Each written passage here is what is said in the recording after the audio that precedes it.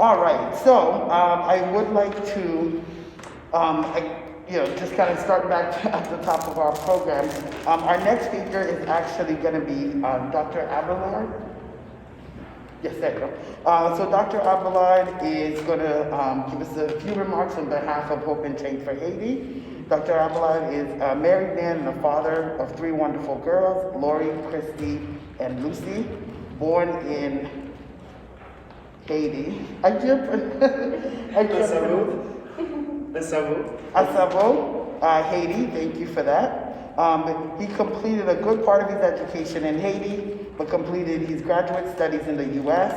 He began his career as an educator in Haiti and has continued as an educator after moving to the United States in 2006. He has worked alternatively in high schools and colleges in a variety of capacities. While his career revolves around education, language, and linguistics, Dr. Abelard has a passion for poetry, literature, women empowerment, and social justice. He loves listening to music, reading, writing, and spending quality time with his family and friends. He has a particular affinity for Latin dances and Haitian compa.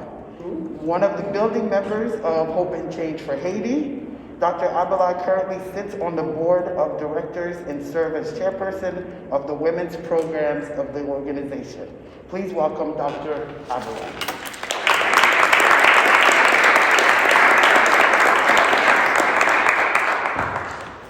Thank you. Please allow me some seconds to grab my notes. When it comes to talk about things regarding women's rights and International Women's Day, there is so much to say. If you don't draft some notes, you might speak for hours. Before I start my little address tonight, please allow me to take a minute to honor 5 wonderful ladies who have played a significant role in my life. Isana Met, this is my mother. You will never have the opportunity to meet her because she's not around with us anymore. She would turn 89 in 2 days if she were still alive. Christy Abelard, 3 years old. Lucy Abelard, 1 year old. And Christy Abelard, my wonderful daughter, wife, who should be here tonight, but unfortunately it looks like they are not here yet. And Lori Abelard, my 13 years old, my first daughter. This is the 5th year since Hope and Change for Haiti first looked at the possibilities of taking this initiative to have this event, which in my understanding is a very important event. A day to celebrate women's accomplishment around the world. But you know, celebrating women is not just a women thing. And I'm so happy that I see so many men in the room. In fact, I had a funny dream 2 nights ago. I was telling my wife about it. In my dream, I was in this building, maybe not in this room, in a room somewhere, in a room full of men.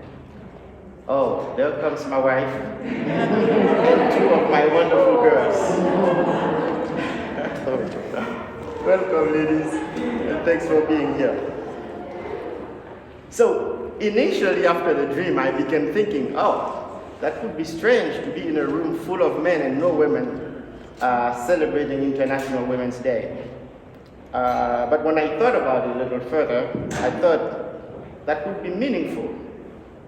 That would tell me that those men are a bunch of responsible men who refuse to accept any biases, any injustices for women. I am sure everybody here, men and women, we should all be feminists. I will tell you a little bit about my experience saying I'm a feminist in a moment. Because I'm sure if you don't have a wife, you have a daughter.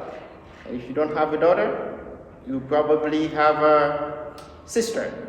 If you don't have a sister, you probably have a cousin. And if you don't have a cousin or none of the above, I'm sure, 100% sure, you have or you've had a mother. So how can we be nice and silent about gap issues at school, at work, and at home, and in every sphere of life? Let me share a little anecdote I learned not too long ago. One former governor, whose name I'm not going to mention, was once at Home Depot running some errands. And while he was about to check out, a tall man at the end of the line began yelling at him for some matter he was interested in, and that he was not satisfied with how the governor had handled the situations. But one thing was clear during that conversation. Somebody was mad at somebody, and he was mad for something, and everybody knew it. One thing nobody knew about is that on the same day, there were about 10 to 15 people who approached the governor to say, "Thank you, Governor, for the great job you are doing." But nobody else but the governor heard it. So the question is very simple. Why do we have to be loud when we are angry and very nice and silent when we have nice things to say? I'm sure if you are here tonight, that means you have a lot of nice things to say about women's rights. We are thankful for women who have accomplished a lot of good things in our society. But at the same time, we still have a lot of issues going on in the world. I will never accept that one of my daughters would be receiving a lower pay compared to a man doing the same job with the same qualifications just because she's a girl.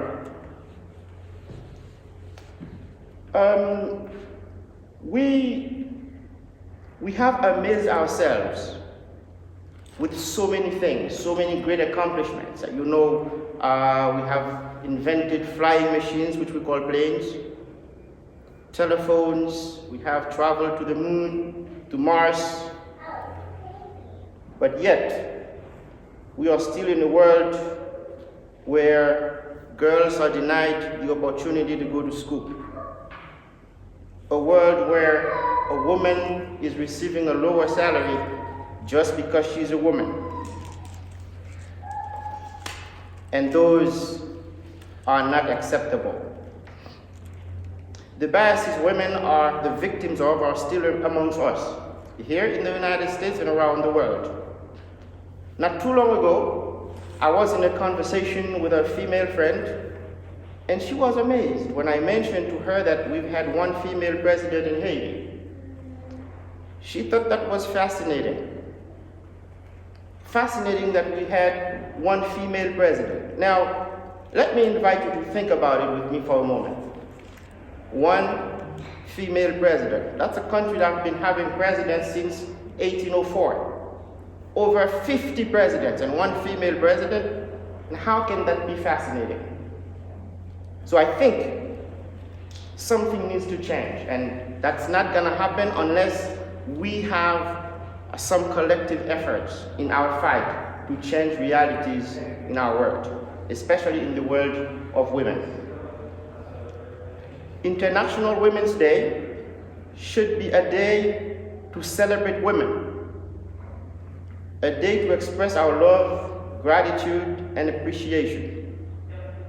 Yet, we are still struggling and raising awareness about women issues. Last year, I shared the story of a young man, 21 years ago, on a university campus having a conversation with friends and mentioning that he was a feminist. And the conversation got very cold. A few days later, he would learn that nobody understood what he was talking about. In fact, some of them thought he was gay. On a university campus, that was a conversation between university students. That tells us clearly how obvious it is that some people are really oblivious about some of the realities that women are facing in the world today. Tonight, I am a proud feminist. And by the way, that story of a young man I'm talking about, which happened 21 years ago, is a story that I know very well because I was that young man. I didn't have a wife, I didn't have any daughters, but I was a feminist. You can imagine how much my feminism has grown from then to now. 3 daughters and a wife and a bunch of sisters and cousins and students. I will conclude to invite everybody to be feminists like me. And let's continue the fight. Let's appreciate our women. Let's celebrate what our women have accomplished in the world. And let's continue to do that together. Thank you.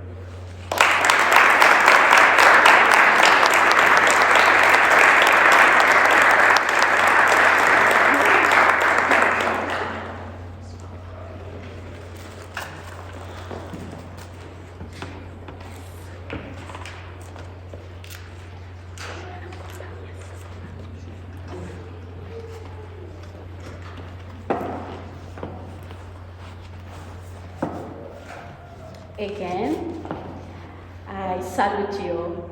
I am so happy. Thank you, Dr. Abelard, for this wonderful reflection.